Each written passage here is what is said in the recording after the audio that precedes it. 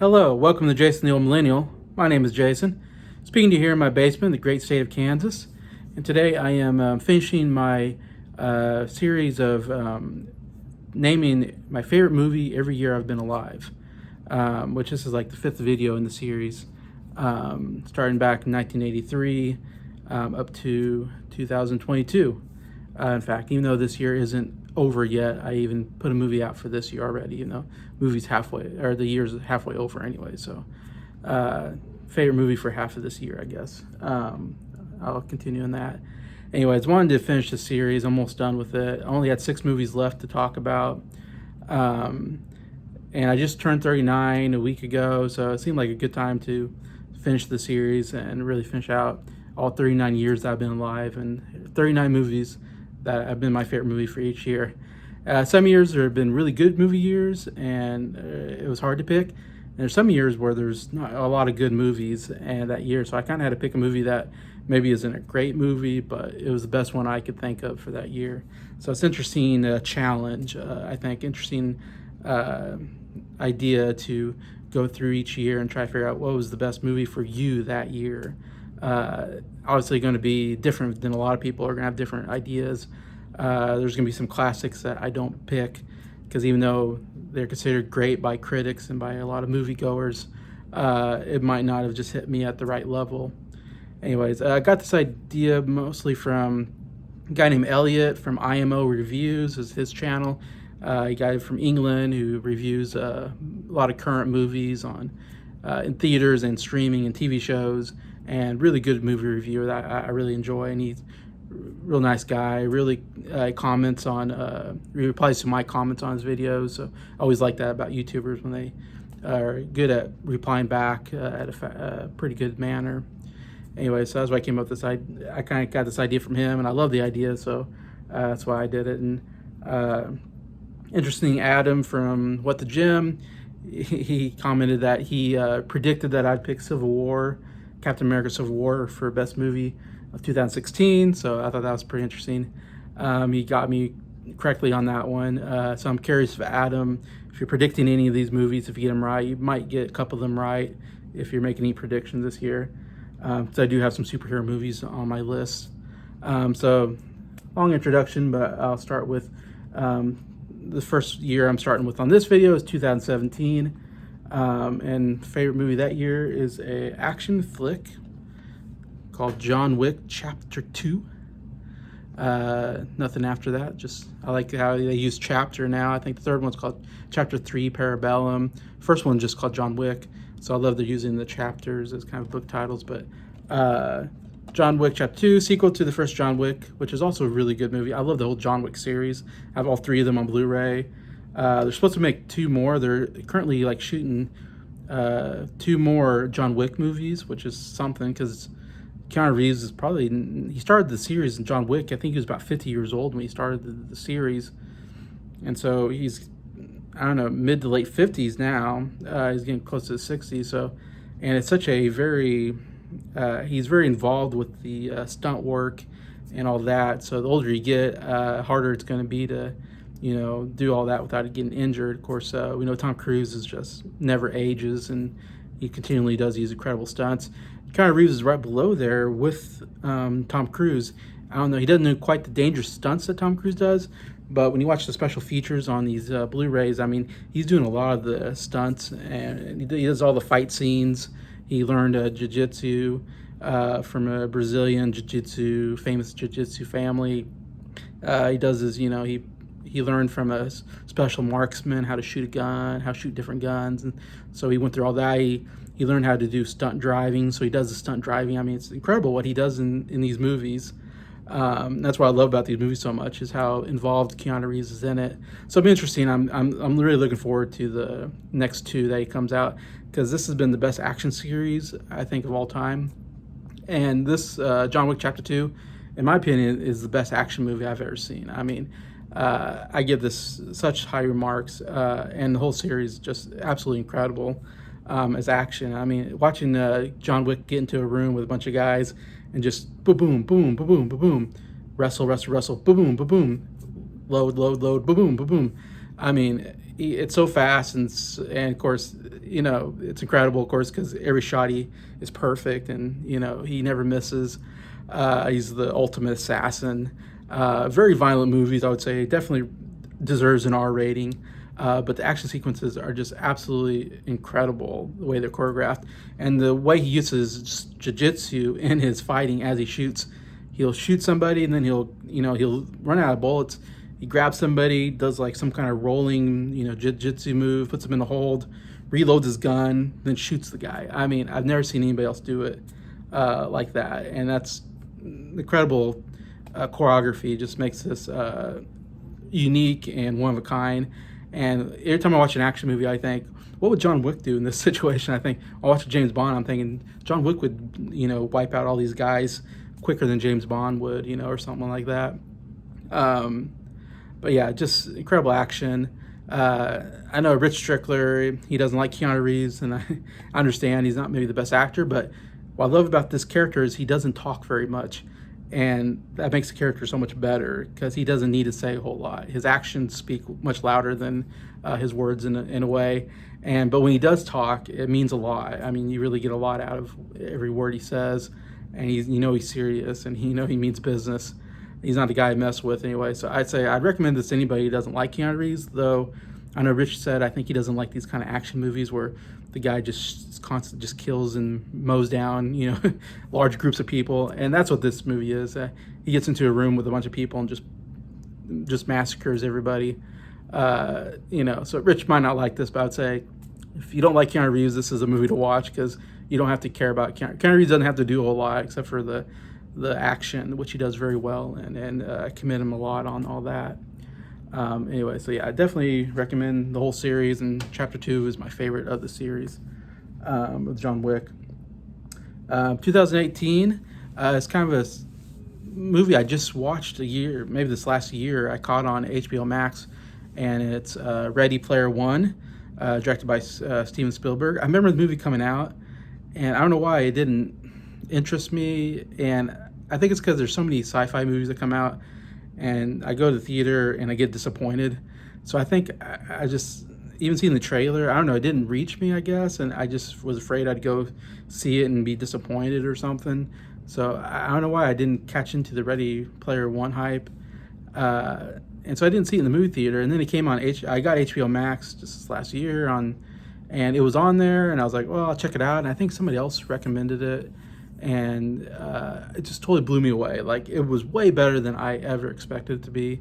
And I was like, man, why did I wait so long to watch this movie? I mean, it's right down my alley. It's a kind of a sci-fi futuristic movie. They're in a video game for a lot of the movie. He has his own avatar, the main character, and they're going across these different missions, challenges.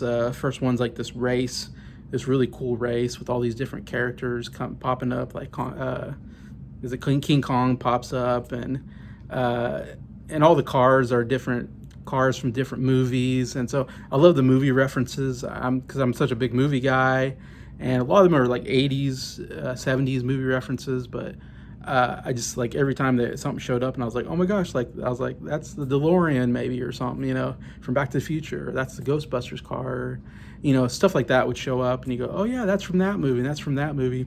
And so there's all these movie references and pop culture references that pop up, and like, I love that nerd culture kind of thing. So I kind of really bought into the whole, everybody's nerds out on all this stuff, and video game, and I play video games, so like, I'm totally into the video game aesthetic, and this whole idea of this whole kind of virtual reality video game world that he's living in, and it's got a nice story, and a big corporate guy is going to ruin everything, and about people that are being oppressed and all that, and it's got a great ending.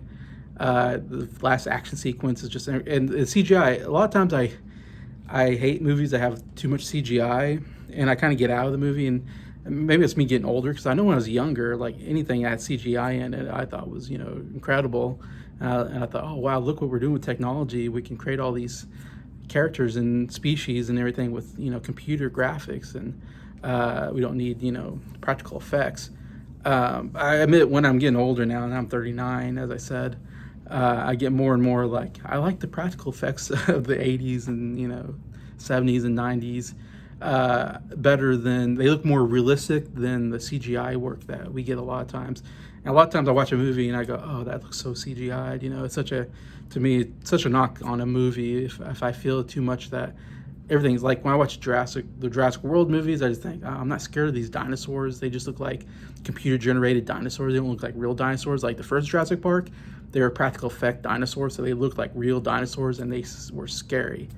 I say all that to say Ready Player One has tons of CGI, and I loved it. Like they just because it was so impressive how much CGI they put in. Like that first race scene when they're in this incredible race. If you play like racing games like Mario Kart or something, and all these other ones, you really get into it. And watching all these different vehicles, getting crashed and doing jumps and stuff, and it just visually was just incredible. Like I was watching it, like, wow, I don't know how they did this visually. It's just amazing what the people that did special effects on that movie. And of course, Steven Spielberg is an amazing director, and so his direction I thought was absolutely amazing in the movie. And he's so good with action and thrills and stuff like that. So he was perfect for the movie, and I can't say enough how much I just saw this movie, like I said, just like a year ago, and I was just so blown away by it. So definitely a movie I need to get on Blu-ray sometime and revisit again, or go back on HBO Max and watch it again anyway. So yeah, recommend that Ready Player One for 2018.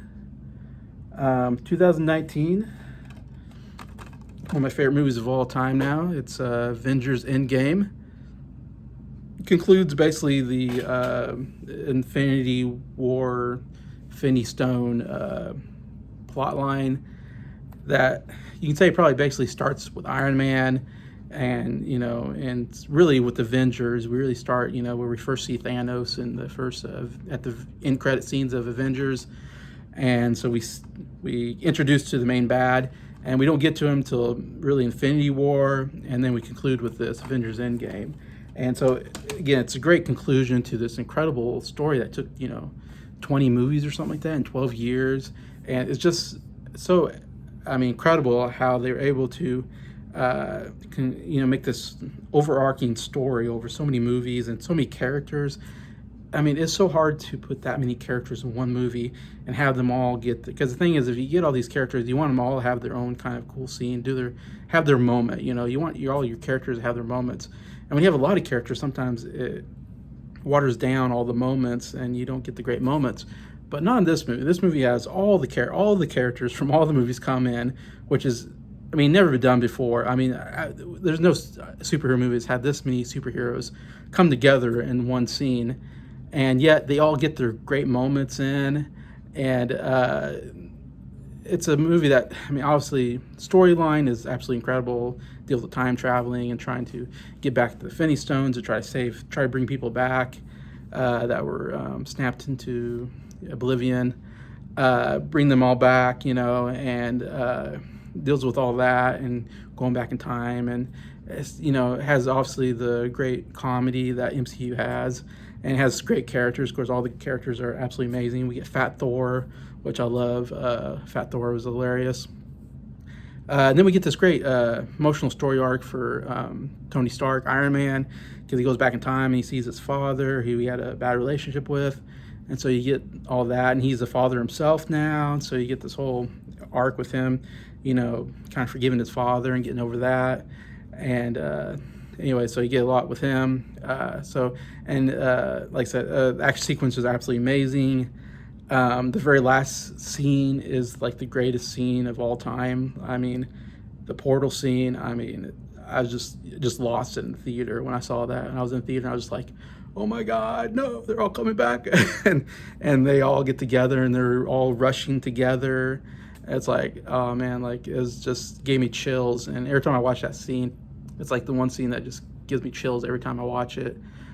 Seeing all those superheroes together that I've learned to love over all these movies and all these years. And just the biggest blockbuster epic movie I think of all time, Avengers End Game. Also very emotional. I still cry at certain scenes in the movie. So somehow it's I never seen a movie have that great of action in it, special effects, and also makes you cry. It's an incredible emotional roller coaster for me watching this movie. And I'm sure, Adam, that's probably one movie you probably predicted for me. If you did, you get a point there. That was definitely one of them. Okay, 2020. This was a very interesting year. Looking back, because of course we had the COVID pandemic happen, and all of a sudden movies that were a lot of blockbuster movies that are coming out that year had to get pulled, had to get delayed. Movies that were in production had to get delayed because we all had to stay at home. We couldn't be around people. We had to like separate ourselves, so we had to you have to wear masks, and so everybody was, it's hard to make a movie in that way. So they really had to put a stop to pretty much everything that was going on in Hollywood. And so it was like, are we going to get any movies this year? Like I said, and who knows what would happen, because I'm sure there was some good movies that would have came out that didn't come out, had to come out later, like Top Gun, I think, probably was supposed to come out, and it just now came out this year. There's movies like that that got delayed for years, for at least 1 or 2 years. So not a lot of good movies came out this year. When I was looking back at the year and trying to research what movies came out, there wasn't one that really stood out to me. But I went with the movie I did go with I thought the best movie I saw that year was The Trial of the Chicago 7. Was a movie that came out on Netflix. It was nominated for Best Picture. Got some other Oscar nominations in there. And I really like this movie, actually. It's a courtroom drama, and I love courtroom movies, dealing with these 7 people that are on trial for inciting a riot, I believe, at a Democrat National Convention in Chicago. And it's kind of, it's kind of basically, do you have the right to, free speech kind of thing, and or right to a free trial. Really, it's the right to a fair trial is really what the movie's about, I think, because the judge is like, from the very get-go, and I don't know if this is true in real life.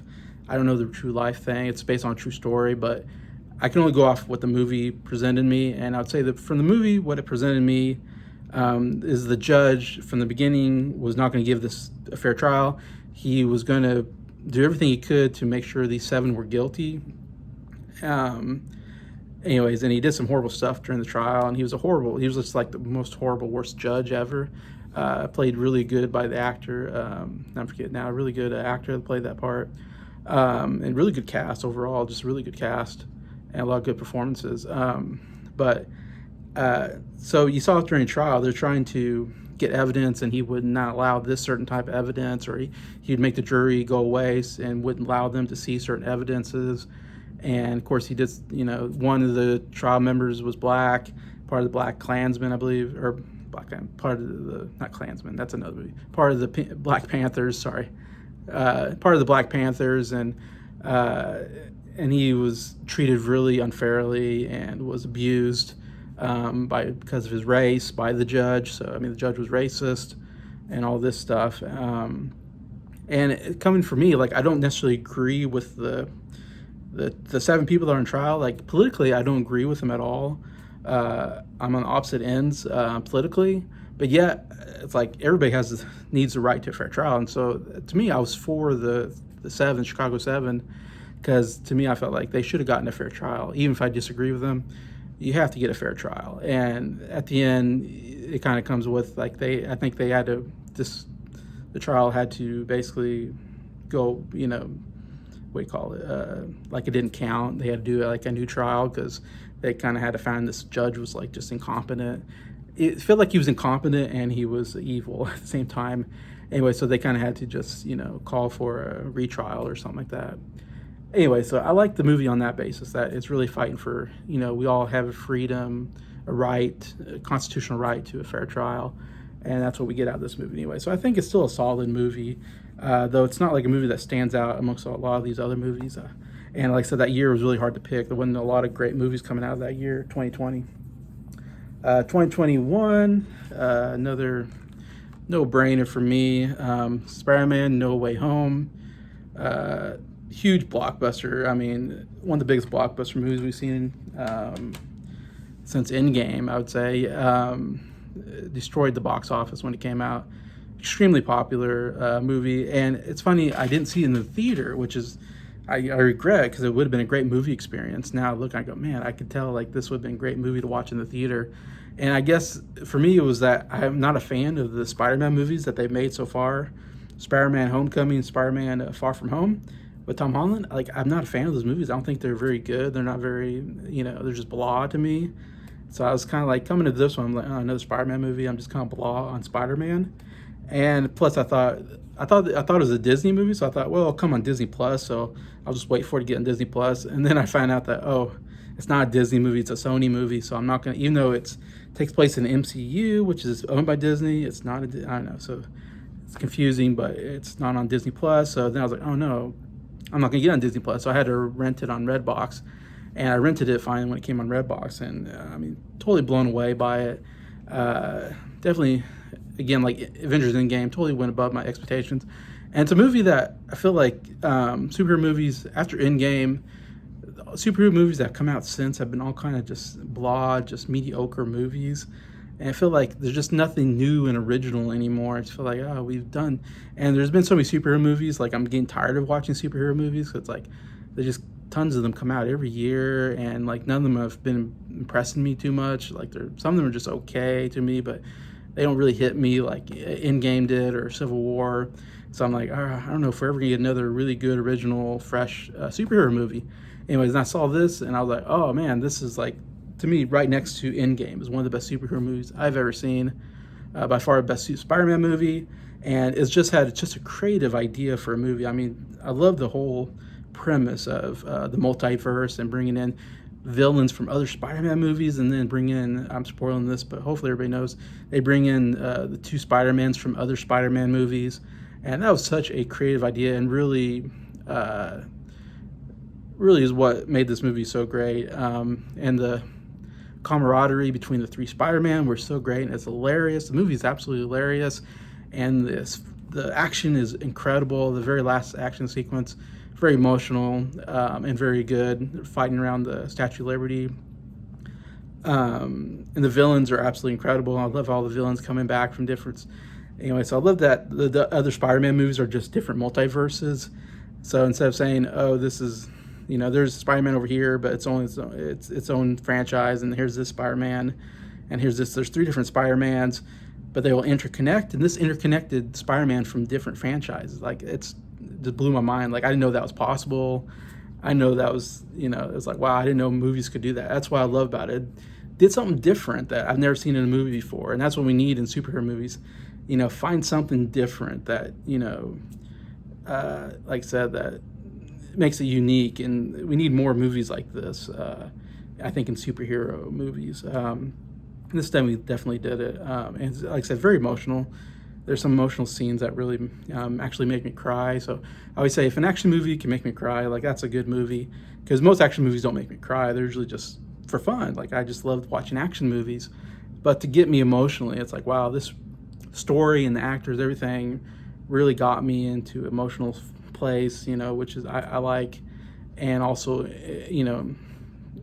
entertained me with the action, and the CGI special effects were absolutely incredible. So I can't say enough. This is one of the best movies I've seen lately, and I still I'm awed over this movie anyway. So since it's fairly new, Spider-Man: No Way Home, favorite movie of 2021. Last movie I'm going to talk about, favorite movie so far I've seen this year, 2022. I ultimately went with The Adam Project, which came out on Netflix this year. I almost went with Cyrano. I saw Cyrano in the movie theater, which is a musical with Peter Dinklage playing the Cyrano de Bergerac character, which I really enjoyed. I like musicals, and I thought it was a solid musical. But then I remembered I saw Adam Project, which is on Netflix, and I really liked that movie. I think more than anybody else. It feels like when I talk to other people, nobody's real high on the Adam Project, but like I really enjoyed this movie. Of course, Ryan Reynolds, he's on fire. He's in like 5 movies a year now, and he does this great. He does action movies and he does comedy, so he's got a great sense of comic ability, and of course he looks great. in action scenes, and he's very likable. He plays very likable characters, very fun characters. I think a lot of people were saying we're getting too much Ryan Reynolds. I think, and it's getting too much. And he plays kind of the same character, which is kind of true. But yet the character he plays is so good. That's why he plays kind of the same kind of character. Because that's what makes Ryan Reynolds. His comic ability, I think, his sarcasm and so forth. And this movie definitely has that. It has a sci-fi element, which is that I like sci-fi. I like time travel. It has a time kind of travel element to it. So I love the sci-fi time travel element to it. And it's an action movie, and it has comedy. So it's like hits me in all the right places, I guess, as a movie that I really enjoy. I guess what makes this movie so good to me is actually some of the dramatic moments between Ryan Reynolds and like Jennifer Garner, who plays his mom. I thought were really good dramatically, because he's visiting his mom, but his mom doesn't. He's coming from the future, so his mom doesn't know it's her grown-up son, and he's sad because he has regrets about the way he treated his mom when he was younger. And so it's this great bar scene, him talking to his mom, and wanting to tell her that he loves her, but he can't tell her that he's her son because she'd freak out. But he wants to tell her that her son loves her, and she was a good mom and all this. And it's a very good emotional scene and very good acting by Ryan Reynolds and Jennifer Garner. So I love that interaction. I love the whole idea of regrets and wanting to go back to the past to fix those regrets you have with your parents, especially because you don't know how long you have with your parents, and once your parents are gone, that's it. You don't get any more parents. So it's definitely something you think back about your parents, and and how you treated them, and hope you treated them right, hope you did things good, hope you're a good son, all those things. So I feel that because I'm a son in myself, so I feel a lot of those emotions in myself as well. And both my parents are alive, so I don't have that regret idea there, but I can imagine that when they do pass away, I will think about how I treated them and all that. Anyway, so that's why I love the Adam Project, I guess, for all those reasons. Anyway, I thought it was a very solid movie off of Netflix. Anyway, so that's the last year, 2022, and we'll see. Of course, the Oscar season doesn't come until November, so who knows what kind of other good movies will come out then that will probably surpass that, but we'll see. But anyway, so that's right now. Favorite movie every year I've been alive, from 1983 to 2022, 39 years of existence for me. Anyways, so I hope you enjoyed that, me going down memory lane and kind of learn a little bit about me, what I like, by what the movies I choose, I guess. Anyways, and some of you maybe, like Adam, predicted some of these right, I'm sure, if you know me well enough. And so, yeah, just a real fun going down and looking back in the past and trying to figure out every movie. Yeah, really fun challenge, and I would love to see anybody else try it. It's a real fun thing to do. Anyway, so I just really thank you for watching this video. Thank you for liking it. Thank you to all the subscribers for supporting the channel. I'm up to 65 now. I was like at 52 a couple weeks ago. And so it's amazing. It's been growing pretty good lately. And so I appreciate everybody new that's been subscribing, and hope you enjoy what I'm putting out. Anyway, so I'd love to hear from you guys in the comment section and all that. So yes, thank you. And I hope you all have a great day.